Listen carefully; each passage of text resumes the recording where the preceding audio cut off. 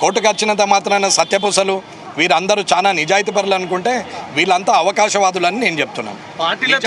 నిజాయితీగా పనిచేసేది ఉంటే నిజాయితీగా మాట్లాడొచ్చు. బీసీలకు వ్యతిరేకం కాదు.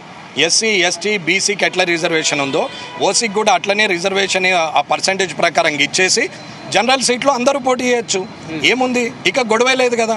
ఓసీకి కూడా రిజర్వేషన్ పెట్టేస్తే అయిపోతుంది. ఒకప్పుడు పెత్తందారులు ఉండే, భూస్వాములు ఉండే, పటేన్లు ఉండే, పట్వారీలు ఉండే, 100 ఎకర ఆసాములు ఉండే, వాళ్ళందరూ తాత ముత్తాతల నుంచి వాళ్ళు నడుపుకుంటూ వచ్చి కాబట్టి ఆ టైంలో బడుగు బలైన వర్గాలు ఉన్నారు, వృత్తి పని చేసుకుంటున్నారు, కూళ్ళు చేసుకొని బతుకుతారు.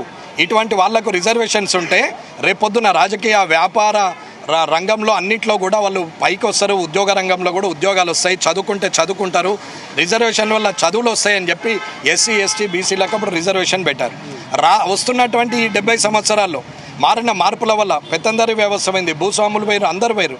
వెల్మలల్లో లేనివాడు కూలిపోయేవాడు ఉన్నాడు. ఫార్వర్డ్ క్లాస్లో ముస్లిమ్స్ ఉన్నోళ్ళు ఇవాళ పండ్ల బండ్లు అమ్ముతున్న వాళ్ళు ఉన్నారు.